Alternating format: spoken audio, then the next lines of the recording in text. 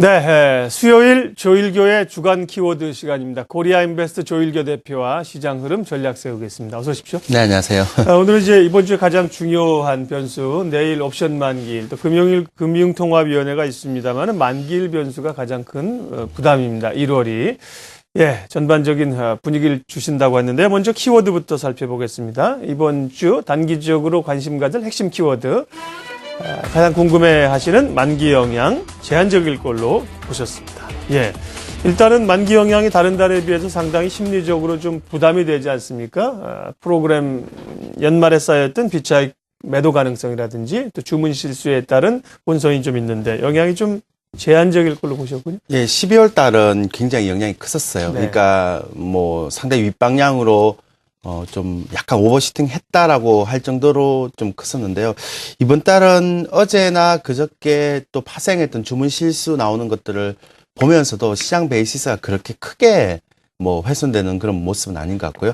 또 비차익 자체도 어제 최근의 흐름을 봤을 때는 상당히 좀 뭐 그렇게 크게 나올 수 있는 그런 부분은 아닌 것 같습니다. 그래서 만기 쪽에 대한 부분들은 뭐 12월보다는 상당히 좀 많이 제한적인 것 같다라는 생각을 좀 하고 있고요. 단 이제 아마 움직임에 되면 아마 만기 전 그리고 만기, 그러니까 한 이틀 동안에 장중 변동성으로 끝날 가능성이 좀 크다라고 생각을 좀 하게 됩니다. 준비한 자료 보시면서 월별 시장 수급 좀 보도록 하죠. 지금 12월 달에 외국인들이 3조 5,151억 정도 매수를 했는데요. 1월 달 들어서 뭐 12월 달보다 훨씬 더 매수 강도가 좀 작아집니다. 당연할 수밖에 없겠죠. 그러니까 일단 원달러 환율 자체에 대한 부분들이 이제 1,000원대 초반 가면서 정부에서 이제 강력하게 이제 지지를 하고 있기 때문에요. 근데 문제는 제가 볼 때는 요 부분들에 대한 원달러 환율은 조금 더 하락을 할 가능성이 커 보인다는 생각을 좀 하고 있고요. 지금 거래소 쪽이 주춤하다 보니까요. 상대적으로 코스닥 쪽에 일부적으로 수급이 좀 들어오고 있습니다. 그러니까 12월 달에는 코스닥 쪽에 외국인들이 좀 빠졌는데도 불구하고 개인들 매수 많이 들어왔는데 오히려는 이제 1월 달은 약간 단기적인 어떤 틈새 테마인지 모르겠지만 어쨌든 외국인과 기관의 수급이 1월 달보다는 12월 달보다는 좀 좋아진 형태를 보일 수 있고요. 선물 동량 이게 주문 실수에 대한 부분들을 상당히 많이 얘기를 하고 있는데요. 전일입니다. 9천 계약이 주문 실수가 나와서 쭉 땡기면서 시장을 좀 땡겼는데 글쎄요, 어제 한 14,000 계약 정도가 매도 나왔는데 저희는 이제 14,000 계약 보면서 가장 우려했던 게 시장 베이시스가 훼손될까 봐요. 플러스 네. 2.4 정도 됐는데 이 14,000 계약을 쭉 빼면서도 어제 전체 보면 시장 베이시스가 한 1.45 정도. 물론 2점대에서 많이 내려오긴 했는데요. 1.45 정도에서 끝나면서 차익 쪽도 오히려 플러스에서 소폭 마이너스, 비차익은 이제 플러스 형태의 흐름을 좀 보여주고 있거든요. 그러니까 요즘 뭐 일부에서는 요즘 웹도덕 현상이 일어나고 있다 뭐 이런 얘기를 많이 하고 있는데 이제 파생 시장이 이제 현물 시장을 막 움직이는 그런 시장이 일어나고 있다라고 얘기하는데요. 전체적으로 봤을 때 이런 흐름들 자체를 봤을 때는요. 뭐 일시적인 현상인 것 같고 이번 만기일에 앞서 얘기 드렸던 것처럼 시장 베이시스가 한 1.5 이상, 지금처럼 한 1 이상만 계속 유지가 된다면 어제도 한 14,000 계약 선물 매도가 나왔는데 한 1.45 정도 유지가 되니까요. 1.45 정도 유지가 된다면 만기 영향은 크게 없을 것 같다 생각합니다. 단 이제 시장 베이시스가 1 이하로 내려가면 우리가 좀 생각해 봐야 됩니다. 왜냐하면 지난 12월 달도 그랬고요. 또 12월 달도 그렇고 최근에 들어왔던 프로그램 물량, 비차익 빼고 차익 쪽 분량 중에서 한 5천억 정도가 지금 베이시스 자체가 1.3에서 1.5 이상에서 들어왔던 부분이기 때문에요. 이게 만약 1.5 이하에서 만약에 베이시스 자체가 좀 좁혀진다면 실질적으로 이 부분들에 대한 매물출에는 좀 나올 수 있을 거다. 근데 그게 굉장히 크지는 않기 때문에 앞서 했지만 만기 영향은 좀 제한될 것이다. 그렇게 보고 있습니다. 고맙습니다. 가장 궁금해하는 내용입니다. 일단은 그 전날 그 주문 실수에 의한 분들은 어제 상당 부분 정리가 좀 된 것 같습니다.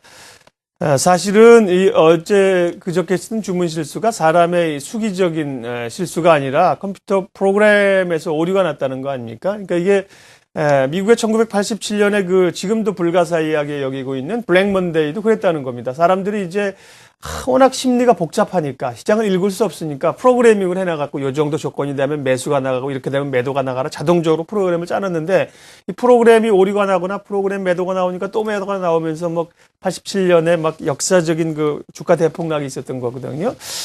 이런 것들이 시장을 계속 교란시키는 요인입니다. 종목 얘기로 넘어가겠습니다. 지수가 2,000선 넘으면서 이제 삼성전자는 호실적에도 불구하고 좀 주춤하고 있고요.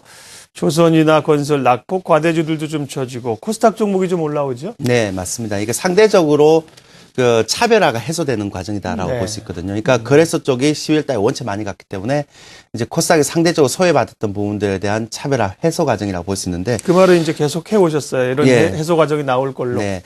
근데 이제 우리가 거래소 쪽이 지금 약간 주춤하는 이유에 대한 여러 가지 입장을 보면 준비한 자를 보시면 거래소 대형주들이 요즘 좀 탄력이 좀 죽어간 형태가 이게 차익 잔고 현황인데 뭐 다들 아실 겁니다. 그 기사를 통해서 굉장히 얘기 많이 들어오지만 이게 지금 가득 차 있는 상태거든요. 물론 이제 차익 잔고에 대한 부분들이 뭐 가장 정확한 데이터는 아닙니다. 이게 데이터상으로 상당히 이게 맞느냐 틀리냐, 정확하냐 정확하지 않느냐라는 데이터적인 어떤 부분이 상당히 얘기가 많지 않습니까? 그래서 미결제 약정과 선물 미결제 약정과 차익 잔고에 대한 부분들이 가장 이게 데이터적으로 좀 정확성에 대한 의심을 받긴 하지만요. 그래도 실질적으로 보면 지금 시장 베이시스에 따라서 그 초강세에 따라서 그동안 차익 잔고가 상당히 많이 차 있는 형태이기 때문에요.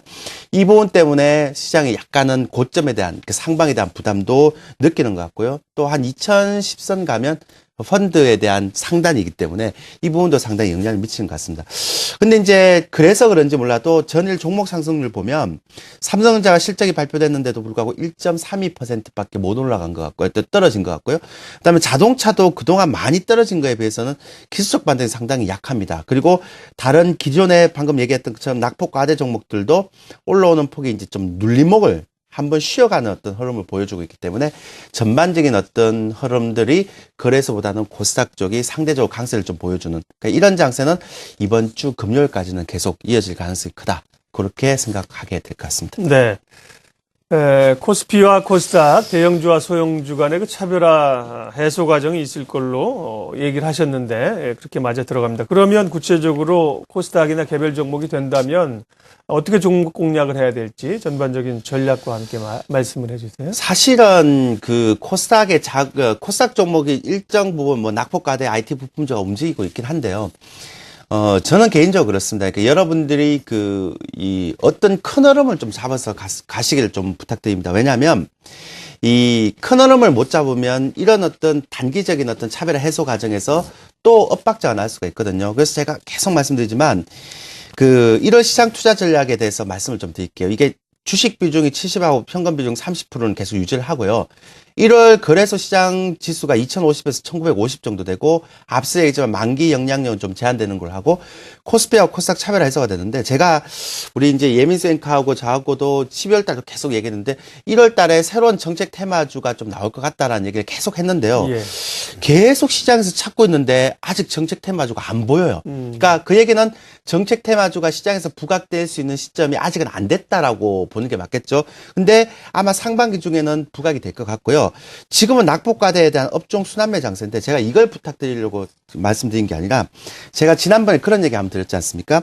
지금 세금 관련한 거는 미국의 재정절벽과 관련해서 세금 관련한 거는 통과가 됐거든요. 근데 지금 지출 관련한 거, 그러니까 부채 한도 축소 같은 이게 조정 같은 이 지출 관련한 거는 2월 달에 연기가 돼 있거든요.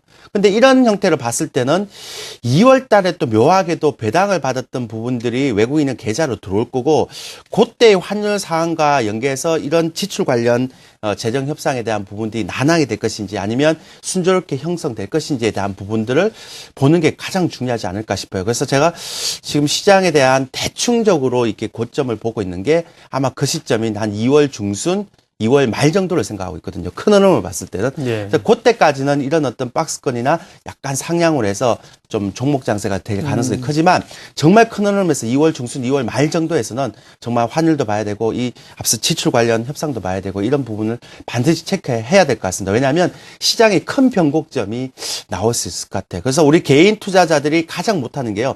시장의 큰 변곡점만 좀 잘 잡으면 충분히 대응을 할 수 있는데 이 큰 변곡점을 못 잡기 때문에 항상 이렇게 타이밍이 안 맞는 것 같아요. 그래서 2월 중순, 2월 말 정도까지는 좀 시장에서는 그나마 이런 흐름이 일어날 수 있지만 2월 중순, 2월 말에는 좀 조심을 해야 된다. 이런 얘기를 계속 드리고 싶습니다. 네.